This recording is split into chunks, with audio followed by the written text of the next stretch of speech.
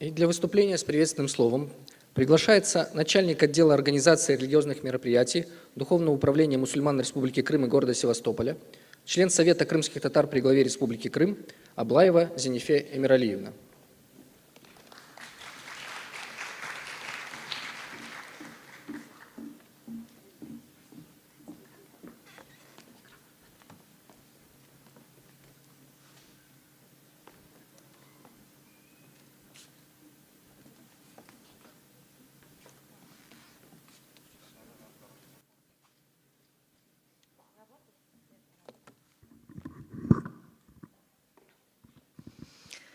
Попросила микрофон, потому что хочу немного поговорить, если есть время.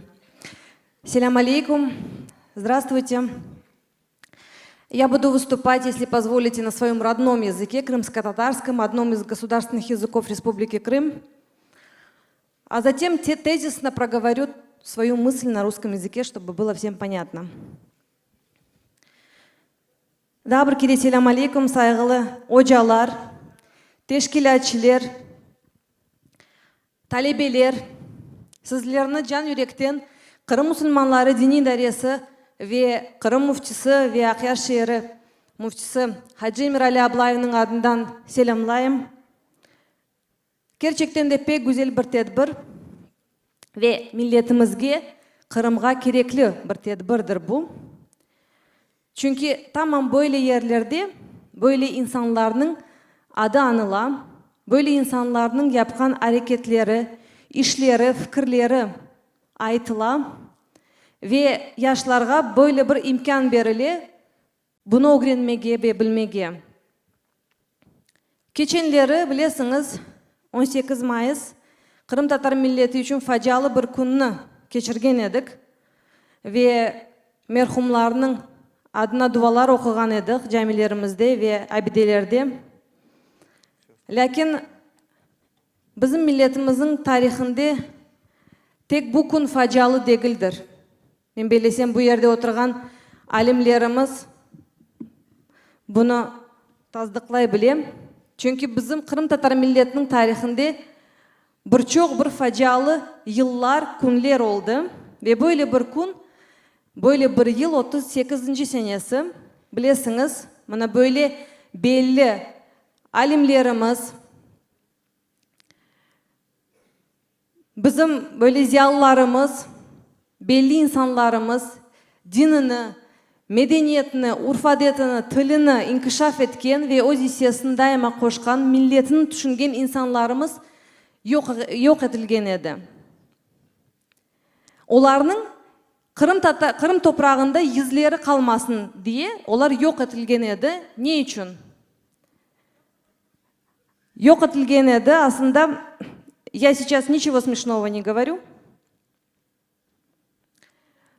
Yok edilgen edi çünkü bir milletinin okumuş insanlarını, ilim adamlarını yok etsen o millet okusuz kala. O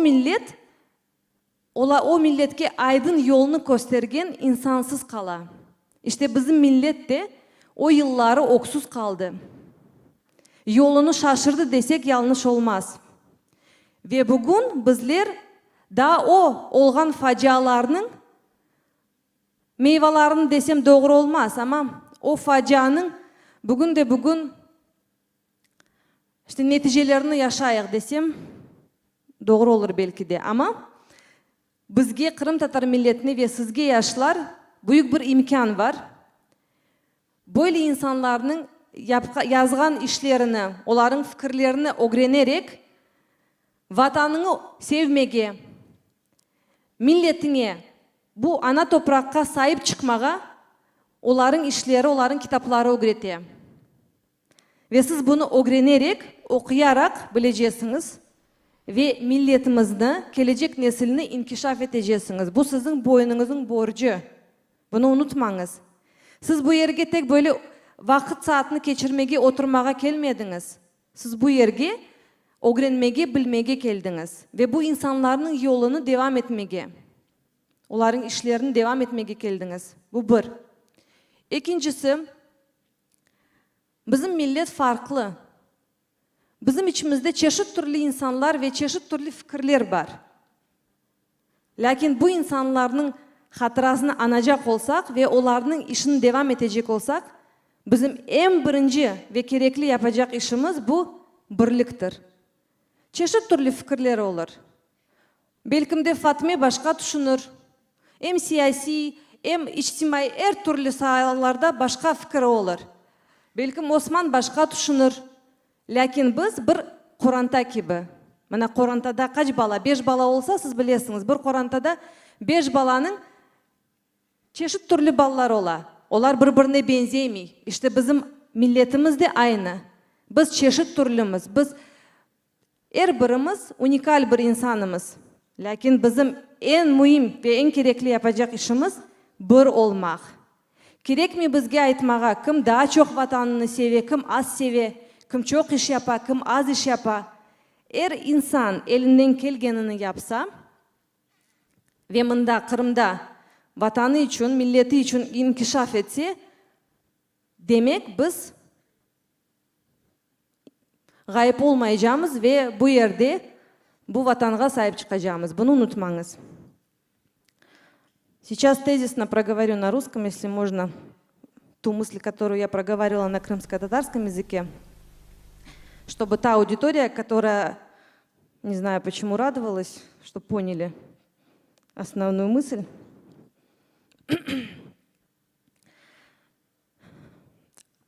Буквально недавно мы отмечали 18 мая, трагическую дату крымско-татарского народа, день депортации, насильственного выселения с родной земли.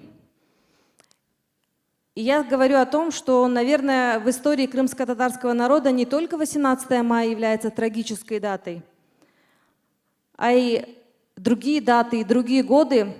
И ярким примером этого является 1938 год, когда была уничтожена практически вся крымско-татарская интеллигенция.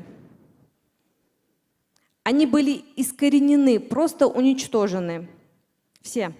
Все ученые, педагоги, все, кто вносил значительный вклад в развитие Крыма, в развитие своего народа. Как вы думаете, почему? Да потому что, уничтожая передовых, умных людей, ученых из народа, таким образом фактически уничтожается будущее народа.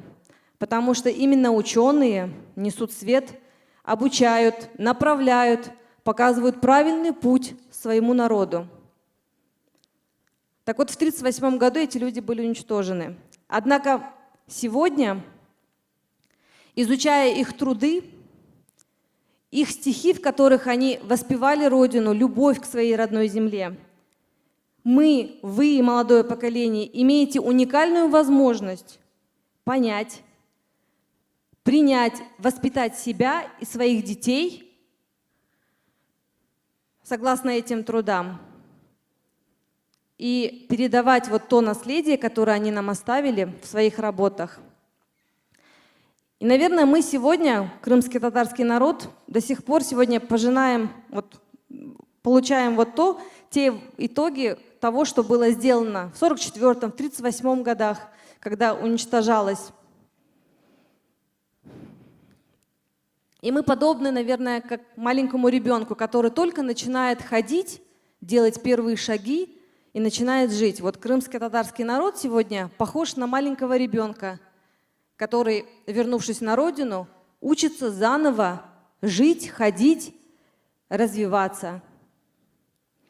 И в память этих людей самое главное, наверное, что мы можем сегодня сделать, это быть едиными.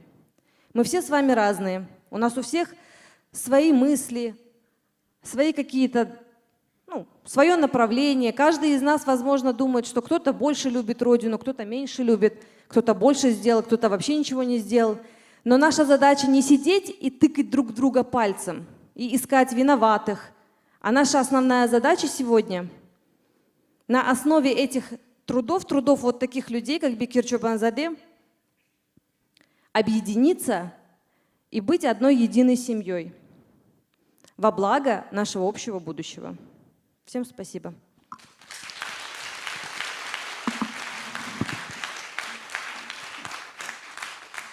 Çok sağ olun Zülfü Hanım.